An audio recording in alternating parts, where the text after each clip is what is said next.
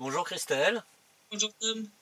Alors voilà, nous arrivons au 39e CITREP du 6 mai 2017 et les choses commencent à être très préoccupantes, ne serait-ce que déjà à cause des dates importantes qui vont arriver, hein, comme le 9 mai et le 11 mai. Et comme tu vas nous en parler, les propos d'un des responsables de la République de Donetsk, particulièrement incisif, ne laisse pas beaucoup d'espoir quant à une désescalade de la situation. Non, c'est clair. Surtout que durant la semaine écoulée, l'armée ukrainienne a violé le cessez-le-feu en République populaire de Donetsk à 339 reprises, soit 59 de plus que la semaine passée et 103 de plus en 2 semaines. Ça commence à faire beaucoup là. Au cours desquels 1788 projectiles d'un calibre interdit par les accords de Minsk ont été tirés, donc artillerie, mortier, chars d'assaut, je le rappelle. En hausse de 63% par rapport à la semaine dernière, donc c'est énorme. Durant les dernières 24 heures, 54 nouvelles violations et 628 obus et projectiles divers sont venus se rajouter. Oh bah rien que ça. Voilà, dont 7 obus de chars d'assaut et 332 obus de mortier, rien que sur la zone de l'aéroport de Donetsk. La zone la plus froide du front, cite certains trous du cul. Oui, je suis désolé pour la vulgarité, mais bon, pour appeler ça une des zones les plus froides du front, il faut vraiment avoir rien compris au schmilblick. C'est clair. Ces tirs ont touché 28 localités de la République populaire de Donetsk. En République populaire de Lugansk, sur la semaine écoulée, il y a eu 39 violations du cessez-le-feu, ce qui est beaucoup plus que la semaine dernière, et 1011 obus d'artillerie ou de mortier tirés par l'armée ukrainienne, là aussi bien plus que la semaine passée. Donc on voit qu'il y a une hausse sur toute la ligne de front. Sakharchenko, hier, lors de sa conférence de presse, a confirmé qu'on voyait une hausse des provocations et des attaques et des tirs tout le long de la ligne de front, vraiment du sud jusqu'au nord, sur les plus de 400 km de la ligne de front. Les tirs les plus lourds ont touché cette semaine Zaitsevo, Gorlovka, Ozeryanovka, Dolomitnoye, Mikhailovka, Krasny Partizan, Железная Balka, Verkhnetoretskoye, Vassilievka, Panteleymonovka, Krutaya Balka, Yasinovataya, Jabitchevo, Yakolevka, Spartak, Yasnoye, Dokuchaevsk, Novolaspa, Oktyabr, Zaïchenko, Kominternovo, Dzerzhinskoye, Sosnovskoye, Sakhanka, Kulikovo, Leninskoye, la zone de l'aéroport ainsi que les districts de Petrovski et Kirovski à Donetsk. Entre autres, le district de Petrovski, là, qui depuis 24 heures subit des tirs extrêmement lourds. Les tirs de la semaine, on va dire de samedi de la semaine dernière jusqu'au vendredi, ont fait 1 mort et 5 blessés parmi les civils et 1 mort et 3 blessés parmi les soldats en RPD. Mais durant les dernières 24 heures, 2 blessés civils sont venus se rajouter, 2 femmes. Une qui a été blessée cette nuit lors des bombardements qui ont touché le quartier de Trudovski, dans le district de Petrovski à Donetsk. Une femme enceinte qui a perdu son bébé à cause de ses blessures. Elle avait été blessée par des shrapnels de mortier de 120 mm à l'abdomen, à la poitrine et elle a eu l'avant-bras cassé. La blessure à l'abdomen a été fatale au fœtus. Et une autre civile a été blessée aujourd'hui même, dans tout début d'après-midi, vers midi, dans le même district par un tir de sniper. Donc là, ils ne peuvent pas prétendre qu'ils n'ont pas vu sur quoi ils tiraient quand même. Ils savaient qu'ils tiraient sur une civile.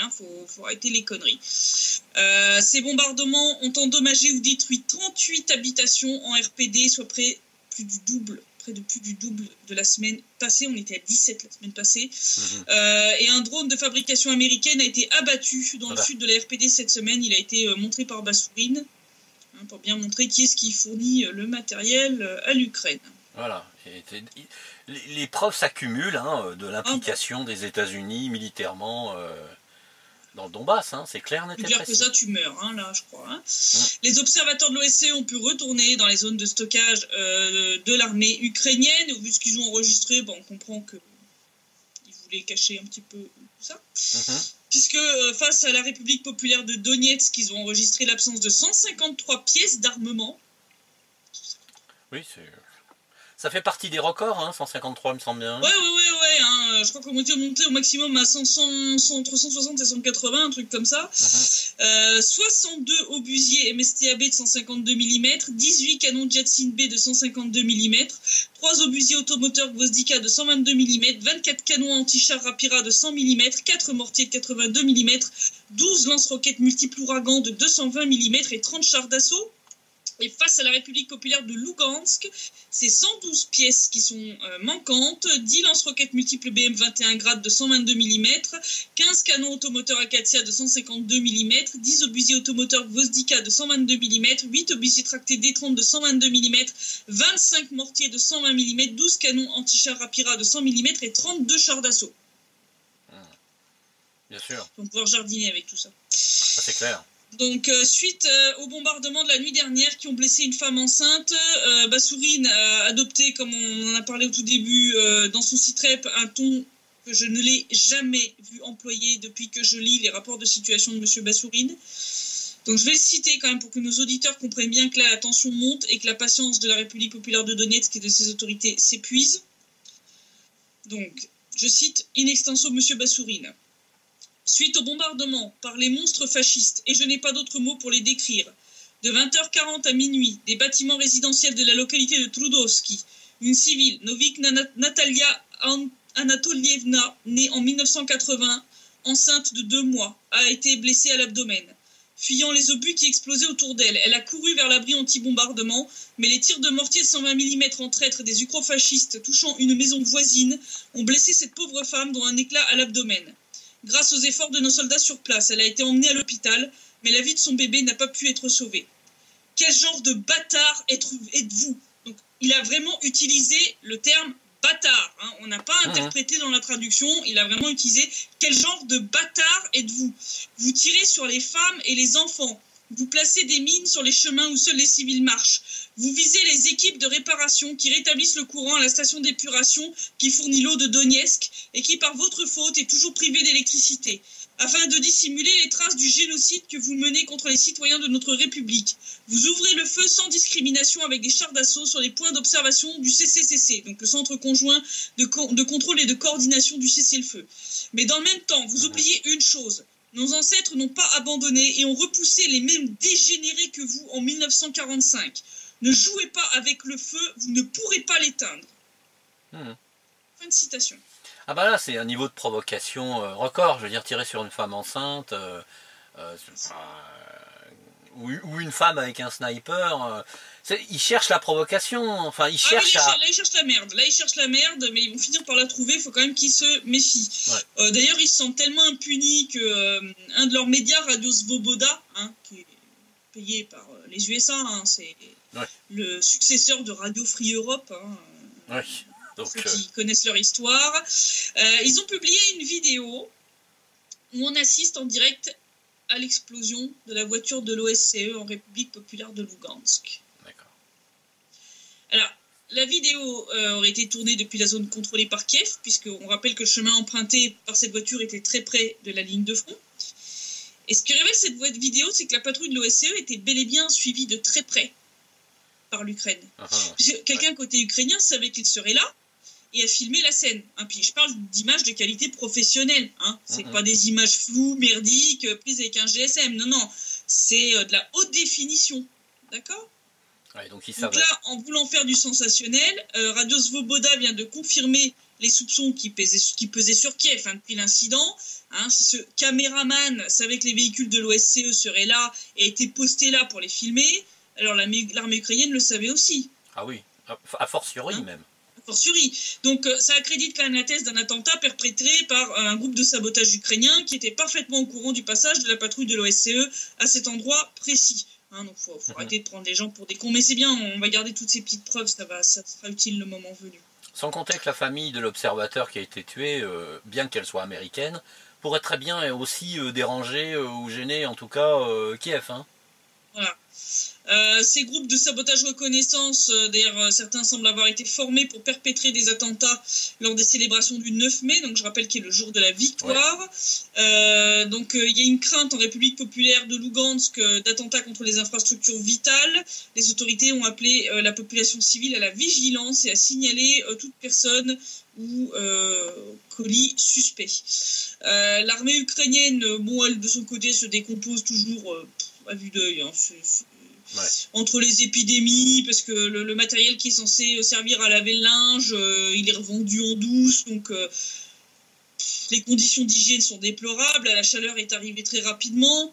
Comme ils ont tendance à enterrer certains soldats à la va-vite, hein, en les déclarant portés disparus, ils contaminent l'eau, enfin les sources d'eau. Enfin bon, donc là il y a des épidémies en pagaille qui se multiplient dans les unités ukrainiennes. Donc ils finissent à l'hôpital. Hein, là actuellement il y a à peu près par jour une vingtaine de soldats ukrainiens qui arrivent dans les hôpitaux de la région par jour. Par jour. Plus toutes les pertes hors combat diverses pour cause d'alcoolisme, de manipulation d'armes, d'état d'intoxication et j'en passais des meilleurs. Donc voilà, résultat, les autorités ukrainiennes font venir de nouveau des mercenaires étrangers. On signale 80 mercenaires géorgiens qui sont arrivés près de Mariupol et ils comptent enrôler de force 14 000 jeunes hommes ce printemps. Lors d'une prochaine vague de conscription. Bon, vu l'échec cuisant des dernières, je pense que ça promet d'être très très drôle. Je pense que s'ils arrivent à rassembler 400 gugus, ils auront de la chance. Hein. Oui, puis encore cela, c'est parce qu'ils n'auront pas... réussi à s'échapper. Hein, voilà, donc, ça va être les premiers à déserter dès qu'ils pourront. Hein. Faut quand même en être bien conscient. Si on regarde tout ce qui est situation politique, accord de Minsk, les réunions en format Normandie ont été suspendues le temps des élections en France. Hein. Ça sert à rien discuter avec Hollande. Hein. Oui, ça c'est clair. Oui. Vu qu'il est censé partir bientôt, et son gouvernement avec. Donc Vladimir Poutine a en tout cas exprimé le souhait que ces réunions aient de nouveau lieu après la présidentielle française, même s'il ne se leurre pas sur l'issue de ces dernières. Donc je disais, hein, depuis un bon moment, depuis quelques mois, on sent vraiment un changement de rhétorique côté russe qui insiste toujours pour l'implémentation des accords de Minsk, mais dit de plus en plus ouvertement que de toute façon ils ne seront jamais appliqués. Oui. Je cite M. Poutine, « Je suis convaincu que les autorités ukrainiennes actuelles ont manqué la chance d'accomplir les accords de Minsk quand elles avaient des possibilités dans le cadre de leur politique intérieure. Aujourd'hui, les possibilités du leadership politique à Kiev sont devenues pour le moins modestes à cause de plusieurs facteurs, y compris de la situation économique et politique intérieure.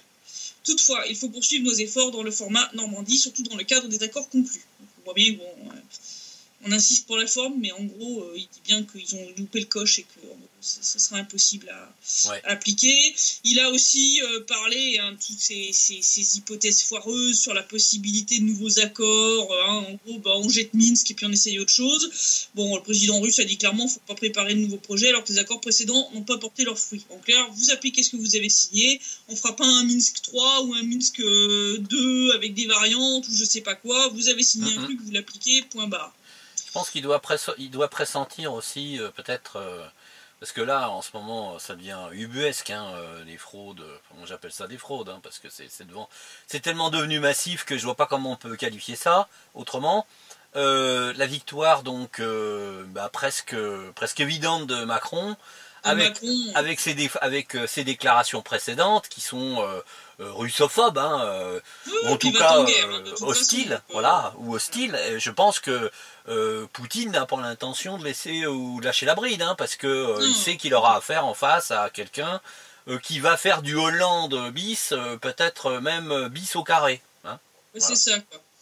Et bon, cette déclaration qu'il a faite après sa rencontre avec Angela Merkel a été accompagnée d'une autre en guise de réponse aux accusations selon lesquelles la Russie aurait pris le Donbass à l'Ukraine. Je cite, « En ce qui concerne la situation au sud-est de l'Ukraine, c'est le résultat du coup d'État, le renversement anticonstitutionnel du pouvoir à Kiev. C'est la première chose. Et puis la deuxième, personne n'a coupé ses territoires. Les autorités ukrainiennes le font elles-mêmes en mettant en place toutes sortes de blocus. » Non, ça c'est fait. Et attends, je poursuis. Parce qu'il a aussi évoqué donc, la situation donc, des entreprises qui sont situées dans le Donbass, qui ont été mises sous tutelle des deux républiques populaires.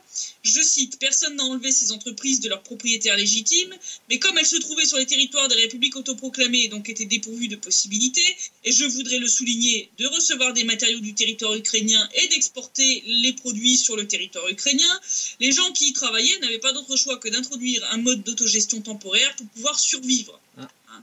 Voilà. Le chef de l'État russe a aussi souligné que la Russie continue à fournir un grand nombre de marchandises à l'industrie ukrainienne, notamment dans le domaine énergétique. Et selon M. Poutine, c'est Kiev qui est responsable de la situation actuelle en mettant un terme aux relations financières avec les républiques populaires de Donetsk et de Lugansk. Je cite, « Personne n'a introduit là-bas le rouble en tant que monnaie alternative, ce sont tout simplement les autorités ukrainiennes qui ont retiré sur ces territoires la devise nationale ukrainienne et dans ces républiques, sur ces territoires, les gens n'avaient plus rien d'autre à faire que d'introduire des monnaies alternatives. Ils ont déclaré que la circulation de toutes sortes de monnaies, y compris le rouble, était possible. Et il a rajouté qu'il était logique que le rouble, qui a des liens économiques particuliers, domine. Échec et mat. Merci, Monsieur le Président. Oui. Donc ça veut dire que la rencontre avec Angela Merkel a dû chauffer, parce que... Je pense, ouais. Vu les déclarations, je pense que là, c'est ok, je te mets les points sur les i, quoi. Donc, bon, Angela Merkel qui a remis à dos l'Ukraine et la RPD et la RPL pour la violation des accords de Minsk, du cessez-le-feu et tout, comme d'habitude. Elle est complètement à côté de la plaque, la vieille. Il faut vraiment qu'elle laisse la place, là, vraiment temps. Et là, c'est le risque fort de s'y accrocher avec une certaine véhémence, Oui. Ce qui me fait rigoler, parce que quand ça la concerne, on hurle pas au fait que c'est une dictatrice, alors que le nombre de mandats de Poutine est souvent cité pour prouver que c'est un dictateur. Quoi. Certes. Donc, de poids, de mesure. Si on regarde la situation en République populaire de Donetsk, hier, le 5 mai, la RPD a célébré la journée des médias et des imprimeurs avec une cérémonie. Donc c'est une date qui n'a pas été choisie au hasard puisque le 5 mai 1912 paraissait le premier numéro de la Pravda, la fameuse Pravda. Donc, c'est le journal bolchevique dont le nom signifie vérité. Et le 5 mai 2014 paraissait en RPD le premier numéro du journal Golos Naroda, la voix du peuple, dédié au référendum d'autodétermination du Donbass. Donc cette date a été choisie pour être en gros, il y a la journée des secrétaires, la journée des infirmières, et nous on a la journée des médias et des imprimeurs. Voilà. Suite à ce référendum et à la naissance de la République populaire de Donetsk et à la guerre qui s'en est suivie, il y a eu de nombreux journaux, radios et chaînes TV qui sont nés pour remplacer les médias ukrainiens qui avaient déserté la région et pour briser le blocus médiatique imposé par Kiev. Le chef de la RPD a tenu à féliciter les médias et les journalistes des principaux journaux, radios et chaînes TV de la République pour leur courageux travail effectué depuis maintenant 3 ans. Il a rappelé aussi dans quel contexte tous ces médias étaient nés, avaient dû apprendre leur travail sur le tas, au beau milieu des combats qui frappaient la République. Il a comparé leur travail de 2014 à celui d'aujourd'hui, les félicitant pour les progrès accomplis et leur professionnalisme. Il a aussi remis des diplômes aux journalistes, rédacteurs en chef et autres employés les plus méritants des médias de la République destinés à l'audience locale. 2 films ont été diffusés pour rendre hommage d'abord aux médias de la République, puis aux correspondants de guerre et aux journalistes morts en Ukraine et dans le Donbass depuis le Maïdan. Une cérémonie intitulée à ceux qui ne sont jamais revenus à la rédaction avait eu lieu la veille pour leur rendre hommage, ainsi qu'aux journalistes morts pendant la Seconde Guerre mondiale. Lors de ce 2e film, 11 noms ont été égrenés, dont celui, entre autres, de Stenin, de Oles Bouzina, qui était là pour nous rappeler à tous, puisque j'ai assisté, comme tous les autres journalistes, à la cérémonie, que notre profession, c'est à quel point le prix à payer pour la vérité est élevé. Le plus vieux journaliste de la RPD, Vsevolod Kozorez, était présent et a tenu à commenter le professionnalisme des journalistes de la République. Il a dit, je cite, « Je peux dire avec certitude que les journalistes de la RPD sont les plus honnêtes. Personne ne défend la vérité comme ils le font, risquant leur vie, décrivant la réalité et non des fausses nouvelles comme les scribouillards d'Ukraine. » Ah oui, voilà. Un petit papy de plus de 90 ans qui te sort ça, je te jure, Ah, il a encore la pêche. Et le chef de l'État a lui aussi souligné l'importance de la vérité pour gagner la guerre de l'information. Il a dit, je cite, « La vérité, l'objectivité et l'honnêteté sont les armes principales des journalistes de la République et croyez-moi, avec elles, nous serons les gagnants de la guerre de l'information. » Voilà, donc ça c'était important de souligner quand même cet hommage qui a été rendu à ceux qui mènent cette guerre de l'information qui est tout sauf négligeable dans les guerres modernes. On ne gagne plus une guerre seulement avec des canons, on la gagne aussi avec l'information. Oui, absolument.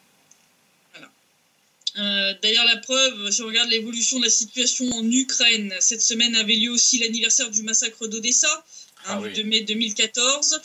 Donc il y a 3 ans jour pour jour, les milices néo-nazis ukrainiennes avaient massacré en toute impunité au moins 48 personnes, 6 dans les rues et 42 au moins dans l'incendie du bâtiment de la maison des syndicats. Je dis au moins parce que les chiffres varient selon les sources, sans compter les plus de 250 blessés.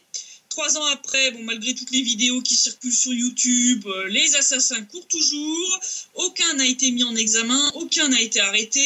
Les seuls qui ont été arrêtés et mis en examen sont les survivants du massacre. Oui, absolument. Si vous cherchez la logique, tout va bien. À Odessa, les gens n'ont même pas pu rendre hommage aux victimes, les policiers ayant dispersé les manifestants sous prétexte d'alerte à la bombe ou les empêchant d'approcher de la maison des syndicats. Donc après avoir tué ces personnes physiquement, maintenant on essaie carrément d'effacer le souvenir de leur assassinat. Et tout a été fait pour saboter l'enquête, violation de procédure, pression politique, disparition de preuves, audition au tribunal reporté sine die, restructuration complète de l'équipe d'enquête en 2015. Même le chef de la police en charge de ce dossier a reconnu que la plupart des pièces à conviction avaient disparu.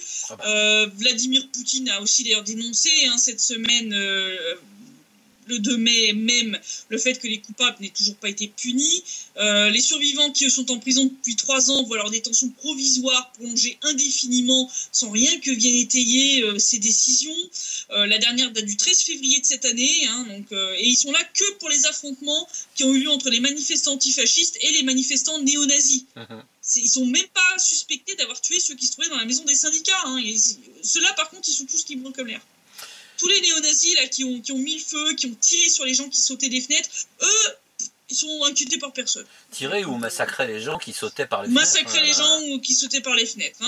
Donc, d'ailleurs, l'ex-député du conseil régional d'Odessa, Alexei Albou, a parfaitement résumé la situation. Je cite, « Le fait est que le tribunal ne fera jamais aucun progrès tant qu'en Ukraine, les gens qui ont organisé ces massacres de masse demeureront au pouvoir. » Et le pire, c'est le silence absolu des pays qui ont sponsorisé le Maïdan. Silence radio. Londres, Washington, Paris, Bruxelles, personne au bout du fil. Non, pourtant il y a eu des commémorations à Londres et à La Hague. Mais les médias occidentaux ont bien fermé leur gueule. Quand je dis que la guerre d'information est importante, ça va aussi bien dans la propagande et les fake news que dans les silences, parce que le fait de cacher ce genre de choses, ça a aussi une incidence sur l'information des gens. De son côté, Donetsk a commémoré bien sûr les victimes du massacre d'Odessa, et Denis Pouchiline, le président du Parlement de la RPD, a insisté sur l'importance d'enseigner l'histoire aux enfants, de ne surtout pas l'effacer, la réécrire ou l'oublier, pour que de tels massacres ne puissent pas se reproduire à l'avenir. Je pense que des paroles d'une grande sagesse, comme souvent avec M. Pouchiline. Justice toujours, accusé de haute trahison, parce qu'on en a parlé, que ça lui pendait au nez à Yanukovych, donc le président légitime de l'Ukraine, je rappelle, pourrait être condamné à la réclusion criminelle à perpétuité, puisque l'accusation entend demander la peine maximale pour Yanukovych, qui avait dû, je rappelle, quitter son poste et le pays suite aux événements du Maïdan, et qui a donc été accusé de haute trahison. En fait, ils essaient de justifier le fait de l'avoir destitué. Ça a été déclaré par le procureur ukrainien Viktor Kravchenko, en disant que puisqu'il n'a pas voulu reconnaître sa culpabilité, que Yanukovych n'a pas voulu plaider coupable, ils vont demander le châtiment suprême. Ah bon. Question. Poroshenko, qui est coupable de crimes de guerre depuis plus de 2 ans dans le Donbass, lui, on va quoi? On va l'inviter à faire une croisière aux Caraïbes en récompense? Certainement, oui. Certainement. Oui, comme son pote d'ailleurs, dont je vais parler un petit peu après. Enfin, son pote, façon de parler, ils peuvent pas s'entendre. Donc, le tribunal du district d'Obolonsky a ouvert une audience préliminaire pour ce crime de haute trahison, Yanukovych, et il doit décider si cette affaire doit être soumise à la cour ou s'il faut la journée pour supplément d'enquête. Donc, Yanukovych avait reçu la permission de participer à cette séance préliminaire par le biais d'une vidéoconférence, et la prochaine séance se déroulera le 18 mai. Donc à suivre. Mhm. Et donc on parlait de Poroshenko, et on parle de justice toujours, mais de justice internationale cette fois.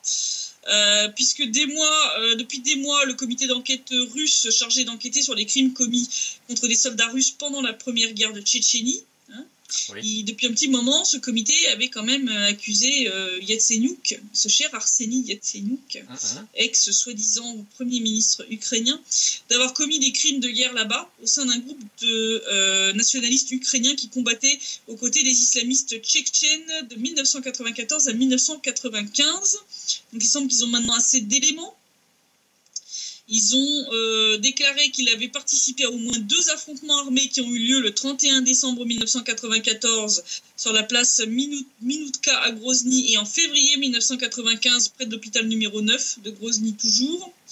D'après le comité d'enquête, Yatsenyuk combattait en Tchétchénie au sein des bataillons Argo et Viking qui étaient dirigés par Oleksandr Muzitchko, un responsable régional du mouvement néo-nazi ukrainien Secteur Droit. Oh bah tiens. Ah bah tiens. Comme c'est bizarre, hein? Non mais quand on dit qu'il y a des sacrées collusions entre les islamistes et les nazis ukrainiens, hein, ouais. On voit que ça date pas d'aujourd'hui, hein, ça date déjà des années 1994-95. Chapeauté par la CIA, bien évidemment. Chapeauté par toujours les mêmes. Ce cher Yatsenyuk aurait torturé et exécuté des soldats de l'armée russe à Grozny le 7 janvier 1995 avant de quitter la Tchétchénie un peu plus tard pour retourner en Ukraine via la Géorgie. Donc après l'émission d'un mandat d'arrêt international à son encontre le 21 février 2017, une cour russe l'a arrêté par contumace fin mars, prélude à la demande par la Russie à Interpol de le mettre sur la liste des personnes recherchées. Le ministère des Affaires étrangères ukrainien a marqué comme confidentiel la lettre de ce jugement qui avait été transmise aux autorités ukrainiennes pour demander l'extradition de ce cher Yatsenyuk. Extradition à laquelle, bien sûr, les autorités ukrainiennes se refusent.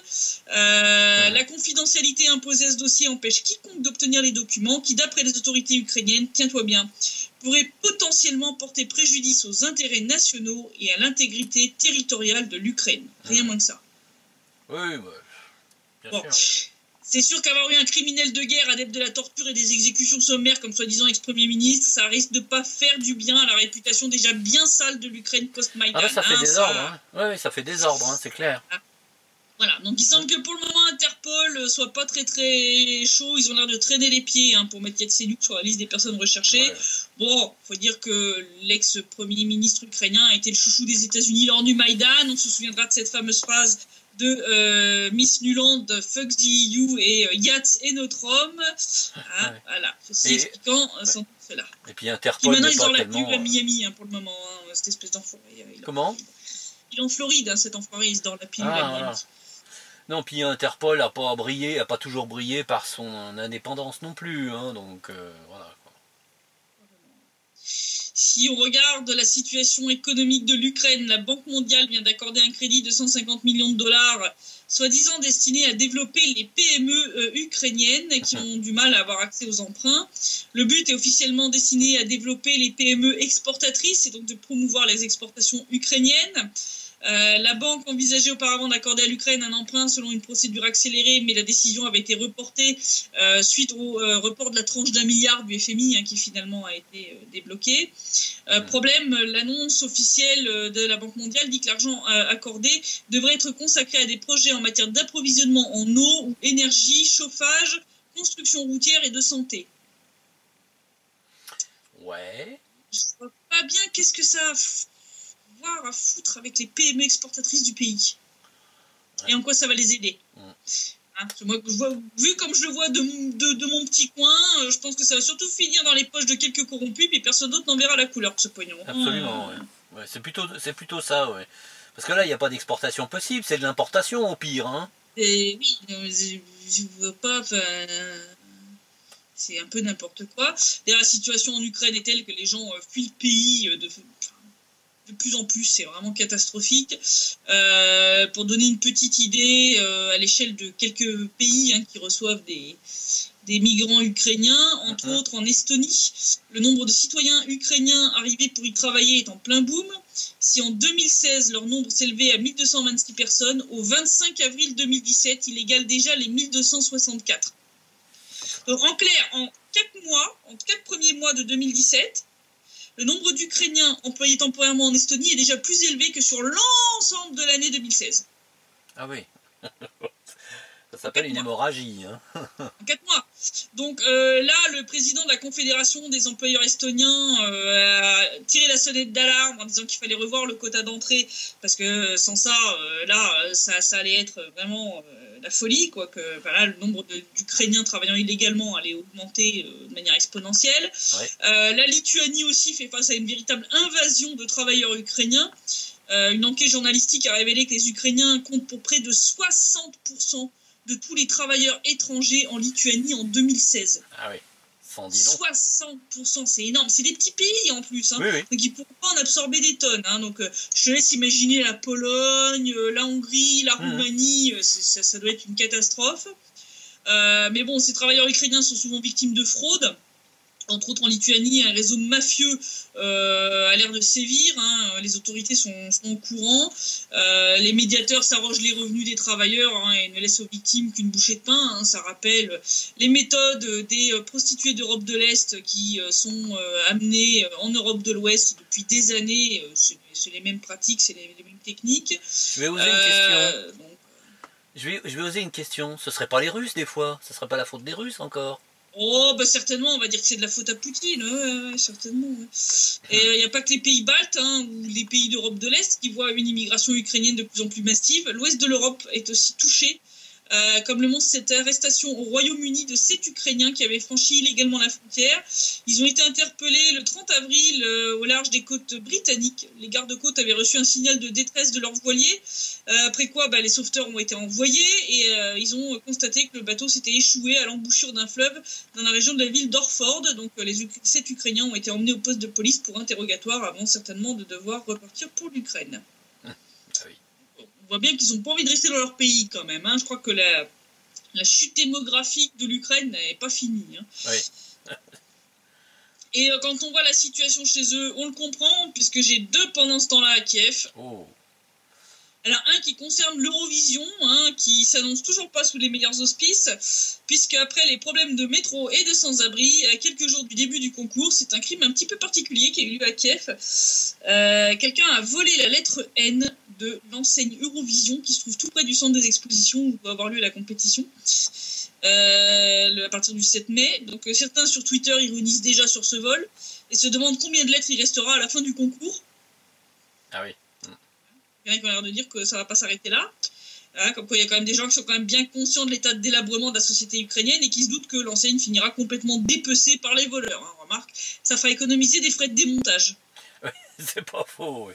Voilà. Même la fameuse Marianne James, folle là, qui est dans le jury, là, a parlé lors d'une interview de ses craintes concernant la sécurité du concours et entre autres les risques pour les personnes homosexuelles de subir une véritable chasse aux gays dans Kiev à cause des mouvements ultranationalistes.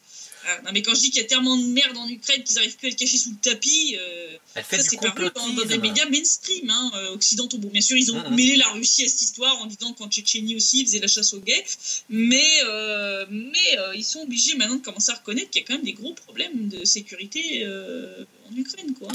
Ils seraient en train de faire du complotisme, en fait. Attention, hein. On va dire du mal des gentils nazis ukrainiens. Mais non, la CIA, elle n'est pas disposée à accepter qu'on présente ces mercenaires sous cet angle-là. Hein. Tout à fait. Et il n'y a pas qu'à Kiev. Sur le front du Donbass aussi, les militaires ukrainiens découvrent qu'il n'y a pas qu'en matière de combustible nucléaire que le Made in USA, c'est de la merde. Puisque l'Ukraine avait acheté aux États-Unis des munitions de 4 calibres différents pour plusieurs types de fusils de tireurs d'élite, de snipers, mais l'armée et la garde nationale ukrainienne ne sont pas très contents des munitions achetées à la société américaine SBR. Dixit l'armée, la qualité des munitions n'est pas du tout au rendez-vous. Je cite, ces balles dévorent nos canons, donc j'ai expliqué après ce qu'il entend par là. Ces munitions sont pires en précision que celles que nous achetons nous-mêmes. C'est pour dire. Là, tu te dis, ok. Et les balles perforantes sont tellement peu chargées qu'elles s'écrasent au contact d'un blindage. D'accord. Enfin, tant qu'elles ne reviennent pas dans le canon. Hein. Voilà. Donc, d'après les militaires ukrainiens, donc les caractéristiques performantes de ces munitions américaines laissent beaucoup à désirer. Dixit, une source au sein de l'armée ukrainienne, les munitions perforantes en calibre 12,7 et 8,58 ont des capacités à percer les blindages pire que la cartouche soviétique B-32 qui est d'un plus petit calibre. Bon, va peut-être falloir leur distribuer des tromblons à ces gens-là avec du gros sel, non? Je crois que ça va se terminer comme ça.